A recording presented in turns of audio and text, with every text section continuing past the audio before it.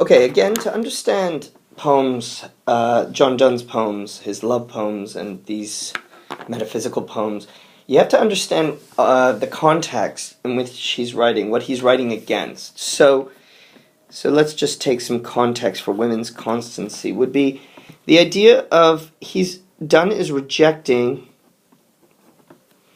romantic idealism, where women are, where we have a kind of spiritual love, where we have high manners, permanence.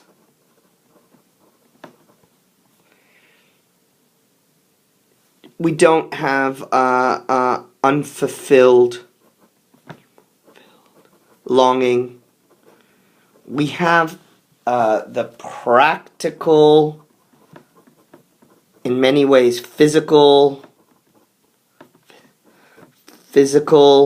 love, and the deceit, the lies that people engage in when they are when they're engaging in relationships. That's why, strangely, in reading Donne, we feel him at moments being so modern, and he challenges our ideas of the past.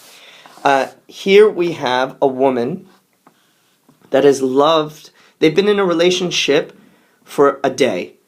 One whole day. That you have to pay a lot of attention to. That's sarcasm, I think. They've had a short affair. And time is really the dependent factor here on women remaining constant or pure or true. Now that thou hast loved me one whole day, okay, you've loved me for, let's take him on his word. Imagine it's one full day. Tomorrow when thou leavest, what willst thou say? He's wondering, so the argument you're going to give the day today, after today, what's it going to be? Antedate, this is legal language. So he, part of what I think the metaphysicals are doing is borrowing the language of other disciplines and other worlds and integrating them into poetry. Here we have the legal language. Wilt thou antedate some new made vow? So are you going to pretend like antedate? Are you going to predate?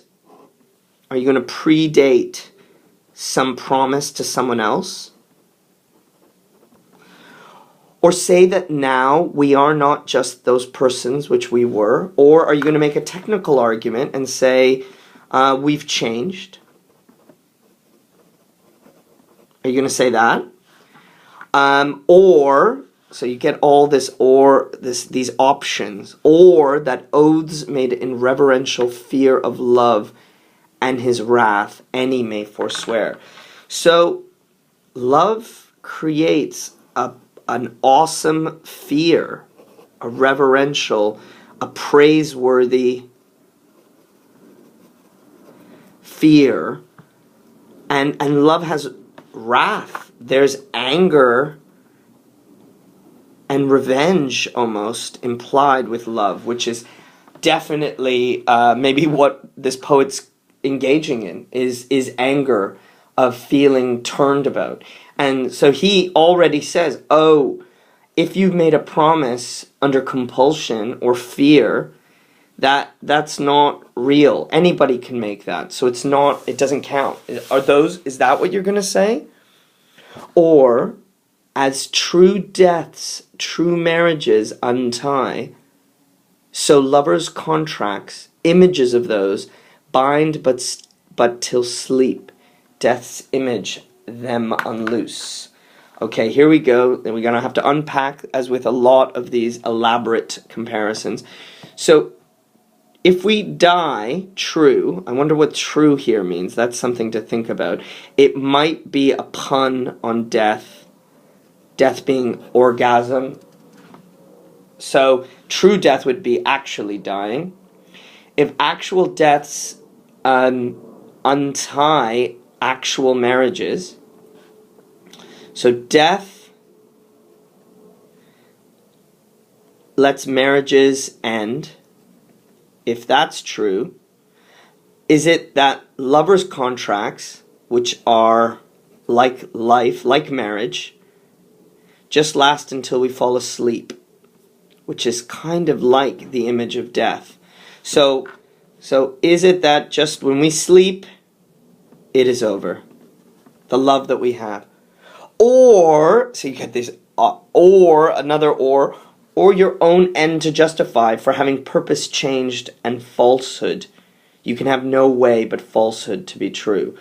Oh, or are you just going to give whatever reason, whatever justifications, and are you going to be true to your lie in a way? You lied to me, and now you're going to be true to that falsehood. So you're going to be true to your original lie in a way. It is said that probably Donne is the first person to refer to his love as a crazy person. Crazy in English poetry. Definitely not the last. Vain. You're so involved in your looks. Vain lunatic. Against these escapes I could dispute and conquer if I would, which I abstain to do, for by tomorrow I may think so too. In this ending we get a hilarious twist. Look, if I wanted to, I could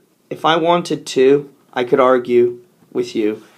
We've seen what this guy can argue in The Flea. We've seen that he's filled with conceits, with arguments that convince. Look, if I wanted to, I could. I could argue with you. I could even beat you if I would. But look, I abstain to do it. I don't want to do it. Because tomorrow, I may also be over it. I may also think that it was fake. I may also not be interested in this love. I think the danger here would be to think that we're actually hearing Donne speaking. What we're hearing is a character that Donne is creating to reject the conventions of romantic love and to show that what's going on between men and women is much more practical, contractual, filled with deceits and tricks and back and forths than people maybe want to admit. And here we get a refreshing kind of true, real vision of love, while also still being demonstrating, metaphysical language, real intelligence, but also petty emotion, a feeling of betrayal, a really expanded vision of what love is and can be, not just romantic, idealized, unfulfilled longing, which he is writing against.